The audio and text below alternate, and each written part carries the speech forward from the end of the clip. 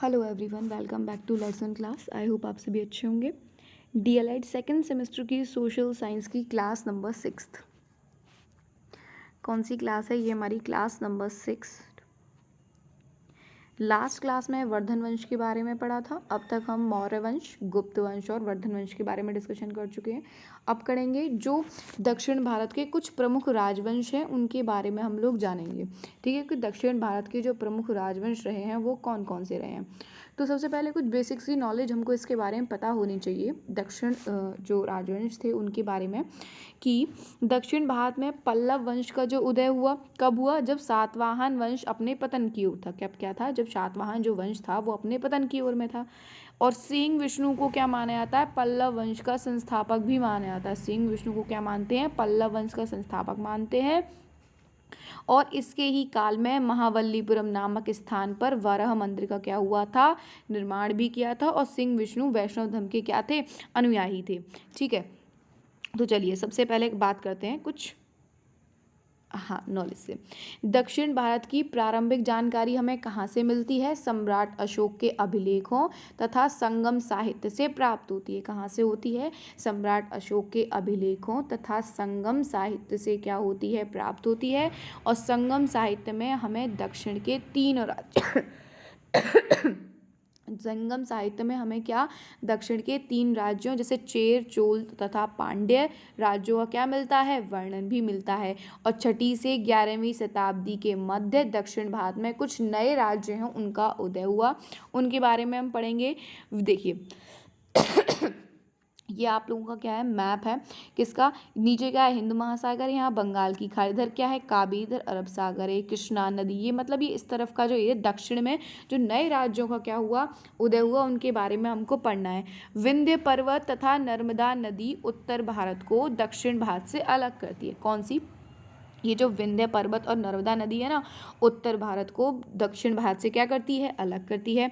विंध्य पर्वत माला से लेकर कन्याकुमारी तक, मतलब यहाँ से लेकर विंध्य पर्वत की माला से लेकर कन्याकुमारी तक के विशाल भूभाग को दक्षिण भारत कहते हैं। क्या कहते हैं? कि भूभाग को क्या कहा जाता है? दक्षिण भारत कहते हैं। इसका आकार क्या है? त्रिभुजाकार है। इसका आकार क्या है? देखिए त्रिभुजाकार है, त्रिभुज के रूप में बन रहा है ये ऐसे करके, तो इसको क्या बोलते हैं? त्रिभुजा सॉरी त्रिभुजाकार है।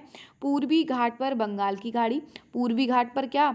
बंगाल की खाड़ी। पश्चिमी घाट पर अरब सागर स्थित है। कन्याकुमारी हिंद महासागर, अरब सागर तथा बंगाल की खाड़ी के मिलन बिंदु पर, मतलब ये जो कन्याकुमारी है ना, ये बंगाल की खाड़ी और का जो अरब सागर है और इसकी बंगाल की खाड़ी के क्या है? मिलन पर के बिंदु पर क्या है? स्थित है। इन भौगोलिक विविधताओं के बीच 6वीं से 11वीं शताब्दी के मध्य कौन? राष्ट्रकूट, चालुक्य, पल्लव और तथा चोल वंश का उदय हुआ। किन चारों का? राष्ट्रकूट, चालुक्य, पल्लव तथा चोल वंश का क्या हुआ? उदय हुआ। इन राज्यों को न केवल दक्षिण भारत अपितु उत्तर भारत की राजनीतिक व्यवस्था को भी क्या किया? प्रभावित किया। और इन राज्यों ने कला एवं साहित्य के विकास पर विशेष ध्यान दिया। दक्षिण भारतीय शासकों के मंदिर निर्माण में विशेष रुचि, जो दक्षिण भारतीय शासक थे ना, उनको मंदिर निर्माण में क्या थी? विशेष रुचि थी। और इन शासकों ने एलोरा का कैलाश मंदिर हो गया, विरूपाक्ष मंदिर हो गया, बृहद्रेश्वर मंदिर, महाबलीपुरम का रथ मंदिर जैसे प्रसिद्ध नगरों का क्या करवाया है? निर्माण करवाया है। इंपॉर्टेंट है कि जो दक्षिण के जो प्रमुख शासन थे उन्होंने कौन कौन से मंदिरों का निर्माण करवाया, ये पूछा गया ये वाला क्वेश्चन, तो ये इंपॉर्टेंट है पता होने चाहिए। कौन सा? इन शासकों ने एलोरा का कैलाश मंदिर, विरूपाक्ष मंदिर, बृहदेश्वर मंदिर, महाबलीपुरम का रथ मंदिर जैसे विश्व प्रसिद्ध मंदिरों का क्या करवाया है? निर्माण करवाया है। और इन्होंने भारतीय कला एवं संस्कृति को दूर दराज के देशों तक क्या करवाया है? फैलाया है। ठीक है, ये देखिए कैलाश मंदिर का भीतरी दृश्य, ये एलोरा में जो है ना कैलाश मंदिर, उसका ये फोटो भी है इसमें। अब इससे पहले पढ़ते हैं राष्ट्रकूट वंश के बारे में, जिसको आप मान्यखेत भी बोलते थे। राष्ट्रकूट वंश का प्रथम शासक कौन था? दांतीदुर्ग था। कौन था? दांतीदुर्ग था। इन्होंने अपनी राजधानी का मान्यखेत को बनाया। क्या बनाया था? मान्यखेत को अपनी राजधानी बनाया, जो आधुनिक शोलापुर महाराष्ट्र के निकट थी। दांतीदुर्ग के बाद कृष्ण प्रथम शासक बना और कृष्ण प्रथम ने क्या? एलोरा के प्रसिद्ध कैलाश मंदिर का निर्माण करवाया? किसने करवाया? कृष्ण प्रथम ने एलोरा के प्रसिद्ध कैलाश मंदिर का क्या करवाया था? इन्होंने निर्माण करवाया था। ठीक है, ये इनका राष्ट्रकूट वगैरह का क्या है, ये मैप दिया हुआ है।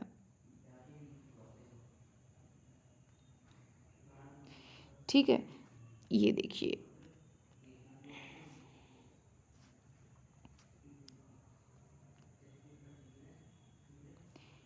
हमने पढ़ा था राष्ट्रकूट। ये देखिए कुछ यहाँ इंपॉर्टेंट में दिया हुआ है। ये देखिए, जो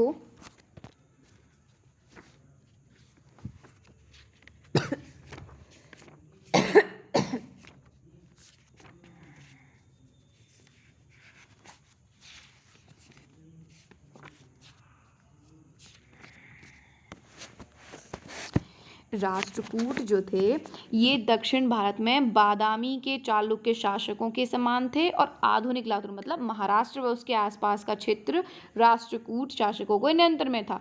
राष्ट्रकूट शासक कौन? दांतीदुर्ग। कौन? दांतीदुर्ग का इनका प्रथम शासक जो था ना, वही राष्ट्रकूट शासक दांतीदुर्ग ने 8वीं शताब्दी में अपने साम्राज्य का विस्तार किया और मान्य खेत को अपनी राजधानी के रूप में स्थापित किया। इन्होंने क्या बनाई?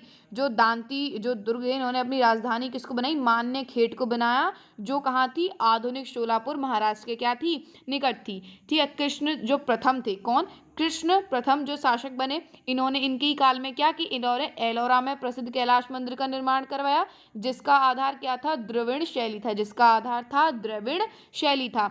और उसके बाद कौन? ध्रुव ने गुर्जर प्रतिहार शासक वत्सराज व बंगाल के शासक धर्मपाल को क्या किया था? पराजित किया था।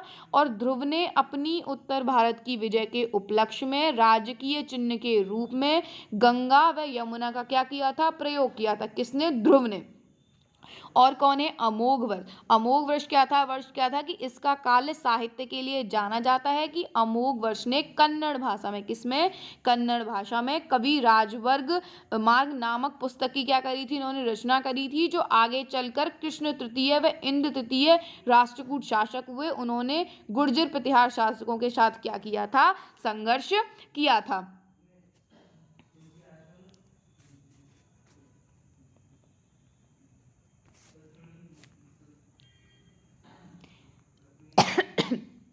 अब कौन आते हैं? अब आते हैं चालुक्य। दूसरे कौन थे? चालुक्य। चालुक्य क्या क्या था? देखिए, चालुक्य वंश के संस्थापक कौन थे? पुलकेशन प्रथम। कौन थे? पुलकेशन प्रथम थे। इन्होंने वातापी को अपनी राजधानी बनाया। क्या बनाया? वातापी को राजधानी बनाया। और वातापी का आधुनिक नाम क्या था? बादामी है, जो कर्नाटक राज्य के बागलकोट जिले में स्थित है। जो कहाँ है? कर्नाटक राज्य के बागलकोट जिले में स्थित है।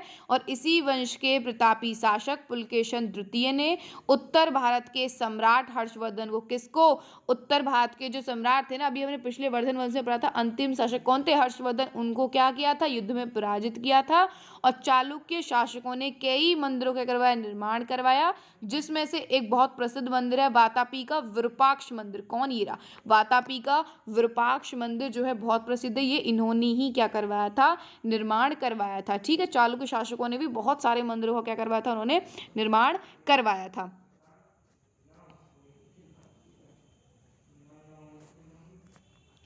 ये देखिए, यहाँ पे मैंने इसको लिया हुआ है। चालुक्य के इतिहास को उन्होंने कितने कालों में बांटा? 3 कालों में बांटा जा सकता है। जैसे पहला कौन था? प्रारंभिक पश्चिमी काल, और दूसरा था पश्चात पश्चिमी काल, और तीसरा क्या था? पूर्वी चालुक्य काल। ठीक है, पहले वाले जो प्रारंभिक पश्चिमी काल को उसको बोलते थे बादामी, मतलब वातापी के चालुक्य कहा जाता था। और जो 7वीं से 12वीं शताब्दी से चले उनको बोलते थे कल्याणी के चालुक्य। उनको क्या बोलते थे? कल्याणी के चालुक्य कहा जाता था।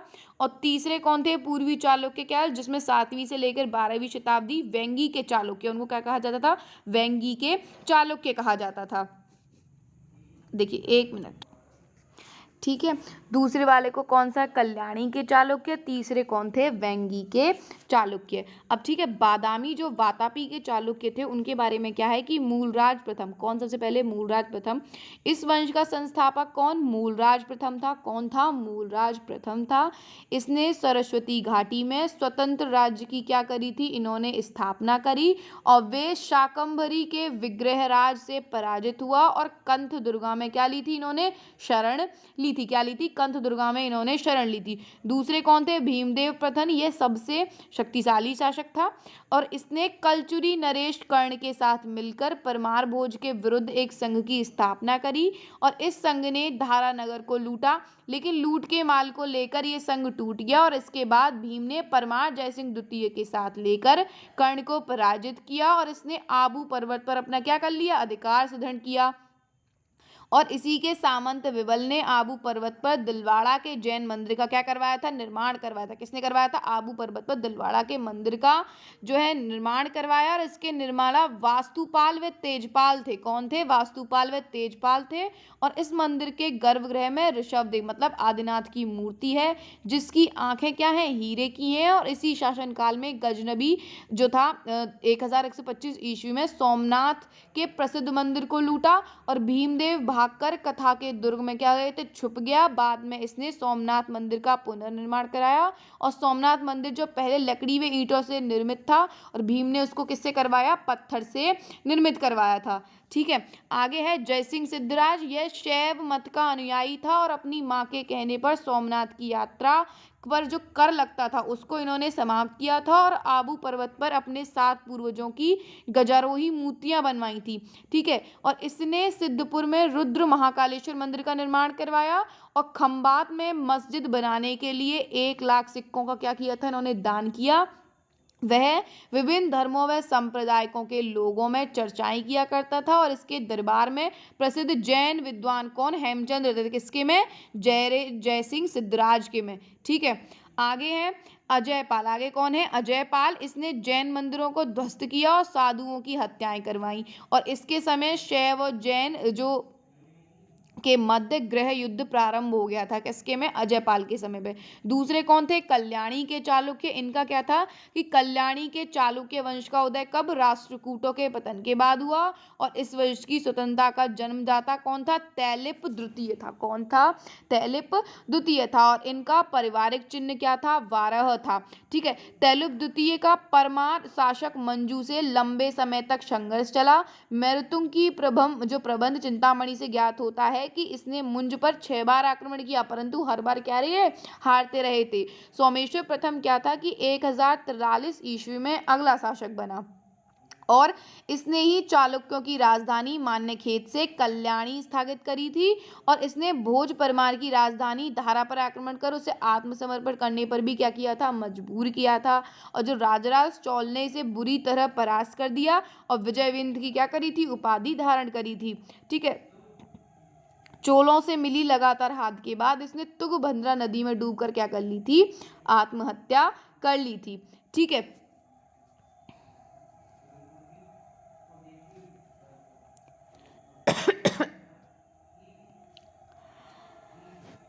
आगे है सोमेश्वर द्वितीय। वह स्वयं एक विद्वान व्यक्ति था और इसने बुद्ध से अधिक शांति की ओर ध्यान दिया और इसने भूलकुमल और त्रिभुवन मल्ल जैसी उपाधियां धारण की और इसे मानसोलल्लास नामक शिल्प जो शास्त्र है उसकी रचना भी करी थी। सोमेश्वर चतुर्थ जो थे उन्होंने कल्याणी के चालुक्यों का वंश का अंतिम शासक कहा जाता है और तैलप द्वितीय का क्या था, यह पुत्र था। कौन, सोमेश्वर चतुर्थ।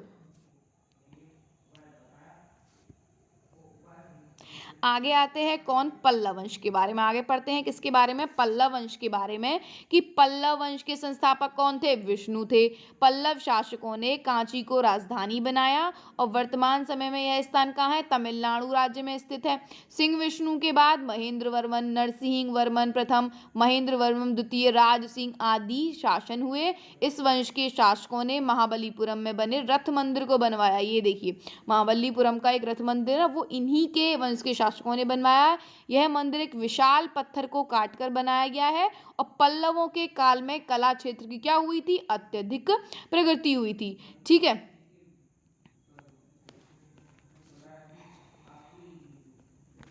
ये देखिए पल्लव वंश के बारे में इंपॉर्टेंट और क्या क्या है। देखिए, दक्षिण भारत में पल्लव वंश क्या था, उदय कब हुआ इनका, जब सातवाहन वंश अपने पतन की ओर पे था। और सिंह विष्णु को पल्लव वंश का क्या माना जाता है, संस्थापक माना जाता है। और इनके काल में महाबलीपुरम नामक स्थान पर वराह मंदिर का निर्माण हुआ। और जो सिंह विष्णु को वैष्णव धर्म का अनुयायी मानते थे, महेंद्र वर्मन जो थे, इसे साहित्य का संरक्षक माना गया है। और इसके काल में दक्षिण भारत में बौद्ध व जैन धर्म क्या हुआ था, अधिक प्रचार में हो रहा था। और इसीलिए महेंद्र वर्धन के द्वारा वैष्णव धर्म को क्या किया था, संरक्षण प्रदान किया गया था। और महेंद्र वर्मन के द्वारा मत विलास प्रसहन नामक पुस्तक की रचना करी गई, जो एक हास्य ग्रंथ था। ठीक है, उसके बाद कौन आते हैं, नरसिंह वर्मन। उसके बाद कौन है, नरसिंह वर्मन, कि इसने पल्लव वंश का सबसे प्रतापी शासक माना गया है। और इसने बादामी के चालुक्य शासकों को क्या किया था, पराजित किया। अतः इसके द्वारा वातापी कोण की क्या ली गई, उपाधि भी इन्होंने ली थी। ठीक है, नरसिंह वर्मन के द्वारा महामल्स की उपाधि भी ली। और इसके काल में महाबलीपुरम में रथ मंदिरों का क्या हुआ, निर्माण हुआ। ये रथ मंदिर सप्त पैगोड़ा के नाम से क्या है, जाने गए। ठीक है, नरसिंह वर्मन द्वितीय ये थे कि ये परमेश्वर वर्मन का प्रथम पुत्र था। ठीक है, और इसकी काल शांति का काल था। इसके समय चोल पल्लव का संघर्ष जो है रुक गया। और इसने एक दूत मंडल जो है चीन भेजा और चीनी बौद्ध यात्रियों के लिए नागपत्तम में विहार बनवाया, जिसे चीनी पेंगोड़ा कहा जाता है। और इसने कांची के कैलाश मंदिर और महाबलीपुरम के शोर मंदिर का निर्माण करवाया। ठीक है, और दंडिन ने इसे राज्यसभा को भी सुशोभित किया है। ठीक है, अब आती है परमेश्वर वर्मन द्वितीय, कि परमेश्वर वर्मन द्वितीय इस वंश की परंपरा का क्या था, अंतिम शासक था। और इसके बारे में कहा जाता है कि इसने बृहस्पति द्वारा बनाए सिद्धांतों का अनुसरण कर संसार की रक्षा करी। यह तुरुंगलाई का समकालीन था। और इसके आकस्मिक मृत्यु के बाद पल्लव वंश का क्या हो गया, पल्लव वंश जो है आज संकट में आ गया। और क्या हो गया कि इसके कारण इसका कोई वैध उत्तराधिकारी नहीं था। ठीक है, नंदीवर्मन द्वितीय क्या थे, कि उसके बाद लोगों ने नंदीवर्मन द्वितीय को शासक बनाया, परंतु वह सिंह विष्णु की परंपरा का ना होकर भीम बर्वा की परंपरा का था, जो सामंत हुआ करते थे। और ये वैष्णव मत का क्या था, अनुयायी था। इसे कांची के मुक्तेश्वर मंदिर और बैंकेट पैरमुल मंदिर का क्या करवाया था, निर्माण करवाया था। नंदीवर्मन जो तृतीय थे, ये शैव मत का अनुयायी था। और इसने तमिल साहित्य को क्या किया, संरक्षण भी किया था। पल्लव कालीन जो स्थापत्य कला थी उसका क्या था, कि मंडप, मतलब इसके तहत पत्थरों को काटकर मंदिरों का निर्माण कराया गया। रथ मंदिर मामल्य शैली में निर्मित रथ मंदिर महाबलीपुरम जो तमिलनाडु नामक स्थान पर है, इन मंदिरों के निर्माण में मंडप व रथ दोनों का क्या किया, प्रयोग किया। और एकाश्म पत्थरों के द्वारा मामल्य शैली में रथ मंदिर क्या हुआ था, निर्माण हुआ था। फिर रथ मंदिर सप्त पेंगोड़ा के नाम से जाने गए। यहाँ युधिष्ठिर का रथ सबसे पहले प्रसिद्ध है और द्रौपदी का रथ जो है क्या है, सबसे छोटा है। ठीक है, पल्लव कालीन राजनीतिक इकाई क्या थी, कि पल्लव काल में केंद्र का विभाजन प्रांत किया था और प्रांत को राज्य अथवा मंडल कहते थे। मंडल का विभाजन विषय में किया जाता था और विषय का विभाजन किसमें, कोट्टम में किया जाता था। और कोट्टम को नगर कहा गया है। प्रशासन की सबसे छोटी इकाई क्या थी, ग्राम थी। सबसे छोटी इकाई क्या थी, ग्राम थी। आगे है, दक्षिण भारत में 10वीं शताब्दी के आसपास इन छोटे छोटे राजवंशों का क्या हो गया था, पतन होना शुरू हो गया था। रामचरण शर्मा की पुस्तक भारत के प्राचीन नगरों का पतन जो है, इस बारे में क्या मिलती है, जानकारी मिलती है। आगे आते हैं कौन, चोल वंश। आगे कौन सा आता है, चोल वंश लास्ट है हमारा। चौथा राज कौन सा, तंजौर। मतलब चोल वंश क्या है, एक प्राचीन राजवंश है। और चोल वंश का उल्लेख कहाँ से, अशोक के शिलालेख में मिलता है। दूसरी शताब्दी ईस्वी में करिगल नामक शासक ने बहुत से राज्यों को जीता था। 8वीं शताब्दी में विजाल्य ने पुनः चोल वंश की क्या करी, सर्वोच्चता को स्थापित किया। और इन्होंने तंजौर को अपनी राजधानी बनाया। किसको बनाया, तंजौर को अपनी राजधानी बनाया था। और इस वंश के शासकों ने भारतीय सीमा से बाहर भी राज्य को क्या किया, विस्तार किया। चौल शासक राजेंद्र प्रथम ने संपूर्ण क्या कर लिया था, श्रीलंका को जीत लिया था। किसको जीत लिया था, संपूर्ण श्रीलंका को जीत लिया था। ये देखिए चोल के कुछ नोट्स इंपॉर्टेंट क्या है, कि चौल दक्षिण वंश के सबसे प्रसिद्ध वंशों में से एक है। और इसने तंजौर को अपनी राजधानी बनाया। तमिलनाडु और कर्नाटक के कुछ हिस्सों पर क्या किया था, इन्होंने शासन किया था। चोल काल में राज्य के लिए मंडलम शब्द का प्रयोग किया गया है। किसका? मंडलम शब्द का। संगम काल में चोल शासक करिकाल था। नवीं शताब्दी में कावेरी व पेन्नार नदियों के आसपास विजयालय नामक व्यक्ति ने चोल वंश की क्या करी थी, स्थापना करी थी। और विजयालय ने तंजौर पर अधिकार किया और विजयालय के द्वारा नरकेसरी की क्या ली गई थी, उपाधि भी ली गई थी। ठीक है। आदित्य प्रथम 880 से लेकर 907 मतलब इसके काल में चोल राज्य पल्लवों से पूरी तरीके से स्वतंत्र हो गया। अतः आदित्य प्रथम के द्वारा कोदांड्र की क्या ली गई थी, उपाधि ली गई थी। प्रजातंत्र प्रथम इसके काल में मदुरै पर पांड्य शासकों का क्या हो गया था, अधिकार था। और परंपरागत जो प्रथम ने मदुरै पर अधिकार करके परातंक प्रथम के द्वारा मुंद्रकोण की क्या ली गई थी, उपाधि भी ली थी। राजाराज प्रथम का क्या था कि राजाराज प्रथम के शासन के दौरान चोल अपने शीर्ष पर थे और उन्होंने राष्ट्रकूटों से अपने क्षेत्र वापस छीन लिया। चोल शासकों में सर्वाधिक शक्तिशाली बन गए। उसने तंजौर मतलब तमिलनाडु में बृहदेश्वर मंदिर का निर्माण कराया और गजराज प्रथम के काल में भूमि सर्वेक्षण का कार्य भी करवाया था। और इसके काल में स्थानीय स्वशासन की शुरुआत की गई और राजाराव प्रथम ने चीन में अपने राजदूत भेजे। जैसे पहले कहा था केंद्र, फिर उसके बाद है मंडलम, मंडलम के बाद वयनाडु, फिर नाडु, कोट्टम और गांव। इस प्रकार से इनकी क्या चलती थी, प्रशासनिक इकाई चला करती थी।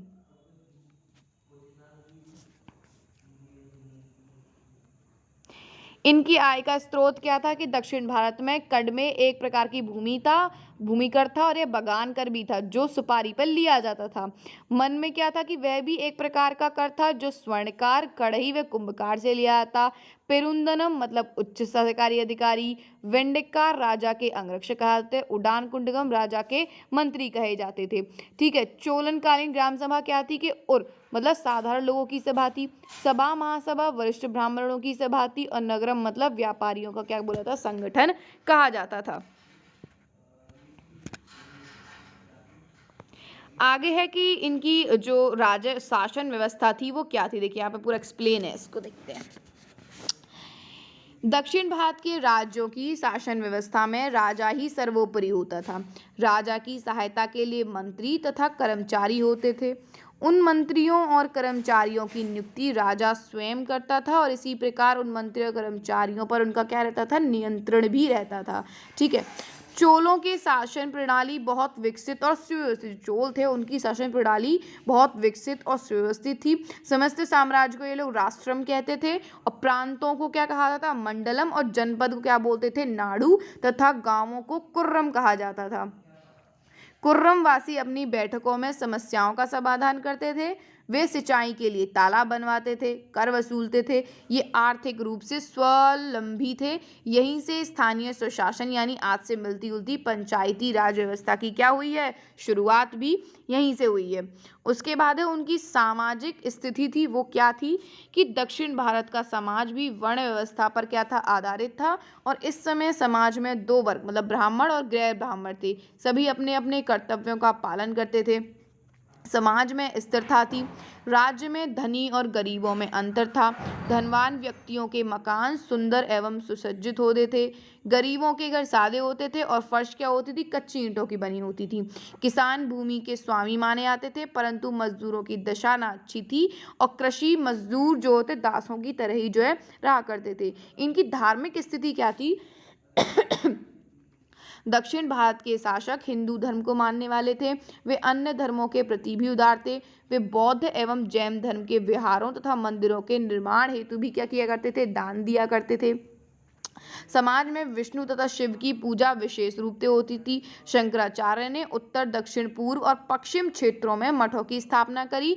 इन्होंने आत्मा और परमात्मा क्या बताया, एक बताया था। 11वीं शताब्दी में दक्षिण के रामानुजाचार्य ने शक्ति और ज्ञान को क्या किया, ईश्वर प्राप्ति का क्या बताया था, उन्होंने साधन बताया था। कला साहित्य को बढ़ावा जो है मिला। दक्षिण भारत के बड़े व भव्य मंदिर ठोस चट्टानों को काटकर निर्मित किए गए थे। इनके शिखर आयताकार, ऊंचे और कई मंजिल के बने होते थे। ठीक है। मंदिर की दीवारों पर बहुत सुंदर सुंदर क्रांतिकाएं बनाई जाती थीं और इस प्रकार के मंदिर उस समय तक उत्तर भारत में कहीं पर भी निर्मित नहीं हुए थे। ठीक है। बृहदेश्वर मंदिर का निर्माण चोल राजाओं ने करवाया था। ये देखिए, बृहदमंदेश्वर का निर्माण किसने करवाया था? चोल राजाओं ने करवाया था। और यह 14 मंजिल ऊंचा है। कितना? 14 मंजिल ऊंचा। और इस समय की मूर्ति कला भी बहुत विकसित थी। इस मंदिर में धातु से बनी नटराज की सुंदर जो मूर्ति है वो स्थापित है। नटराज की जो मूर्ति है ना वो ये स्थापित की गई है यहाँ पे। साहित्य की प्रगति भी हुई। दक्षिण भारत के राजा शिक्षा व साहित्य के प्रेमी थे, अतः दक्षिण भारत में संस्कृत व तमिल के अलावा अन्य स्थानीय भाषा जैसे कन्नड़ को भी पर्याप्त उन्नति मिली। पल्लव शासकों के समय में संस्कृत भाषा की विशेष उन्नति हुई। कांचीपुरम पल्लवों की राजधानी होने के अलावा तमिल और संस्कृत के अध्ययन का भी केंद्र था। महान संस्कृत कवि कौन? दंडी पल्लव राजा नरसिंह वर्मन द्वितीय की राज्यसभा में थे। कौन? दंडी पल्लव राजा नरसिंह वर्मन द्वितीय की राज्यसभा में थे। और कम्मन द्वारा लिखित रामायणम ग्रंथ तुलसी कृत रामचरितमानस की भांति दक्षिण में क्या है? लोकप्रिय है। क्या है? दक्षिण में लोकप्रिय है। आय का स्रोत और व्यापार एवं कृषि। देखिए, आय के स्रोत क्या थे? व्यापार और कृषि थे। मतलब दक्षिण भारत में मसालों का उत्पादन क्या होता है? बहुत ज़्यादा होता है। वे अपने इन प्राकृतिक संसाधनों एवं व्यापार से बहुत लाभ उठाते रहे। दक्षिण पूर्व एशिया से इनके अच्छे व्यापारिक संबंध थे। प्राचीन काल में ये लोग यूनान, रोम, मिस्र के साथ, दूसरी ओर मलय द्वीप समूह के साथ तथा वहाँ से चीन के साथ व्यापार करते थे। इनका प्रमुख बंदरगाह क्या था? महाबलीपुरम था, जो स्थानीय व सुदूर व्यापार के कारण राजकोष की आय के लिए बहुत ही महत्वपूर्ण था। नदियों के तटीय इलाकों में धान व गन्ना की क्या होती थी? उपज होती थी। दक्षिण भारत का जो विदेशों संपर्क क्या रहा कि चोल वंश के राजा राजेंद्र चोल प्रथम के पास बहुत बड़ी जल सेना थी, जिसकी सहायता से उन्होंने दक्षिण पूर्वी एशिया के भूभाग लंका, निकोबार द्वीप, मलाया द्वीप समूह में अपने क्या बनाए? उन्होंने संपर्क बनाए थे।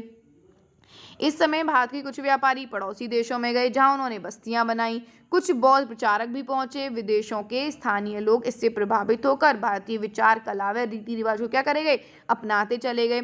इसी प्रकार पल्लवों ने सुमात्रा में अपनी बस्तियां स्थापित करी, जो भारतीय संस्कृति के प्रसार के क्या बन गए? महत्वपूर्ण केंद्र बन गए थे। कम्बोज मतलब कॉम्बिडिया और चंपा, जिसके शासक सेव थे, ने कम्बोज को संस्कृत भाषा का केंद्र बनाया और असंख्य लेख संस्कृत भाषा में लिखवाए। भारतीय स्थानीय लोगों के साथ घुल मिल गए, जिससे भारतीय कला, साहित्य एवं भाषा क्या हुआ? विस्तार हुआ। और आज भी इसका प्रभाव वहाँ के स्थानीय संस्कृति में क्या है? दिखाई देता है। आगे है, इंडोनेशिया में आज भी रामायण की कहानी इतनी लोकप्रिय है कि वहाँ की जनता इस पर आधारित लोक नाट्य खेलती है। इंडोनेशिया भाषा में आज भी कई संस्कृत के शब्द हैं। ठीक है, ये देखो कुछ इमेजेस हैं। अब है अंकोर वाट का मंदिर। यह मंदिर कोम्बिडिया में स्थित है और यह मंदिर विश्व की धरोहर है। और इस मंदिर की दीवारों पर रामायण महाभारत की कहानियां जो हैं वो उभरी हुई हैं, किसमें? मूर्ति में अंकित हैं। ठीक है, जैसे ये अंकोर वाट का मंदिर ये दिया हुआ है यहाँ पे।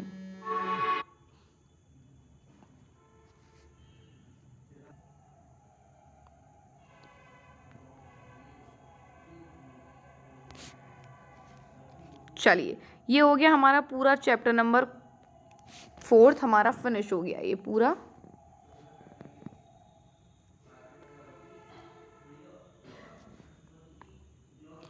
चैप्टर नंबर 4 ही हमारा हो गया फिनिश।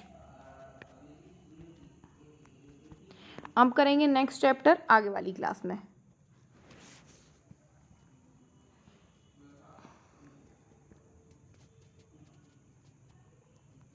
चलिए, मिलते हैं आप लोगों की नेक्स्ट क्लास में।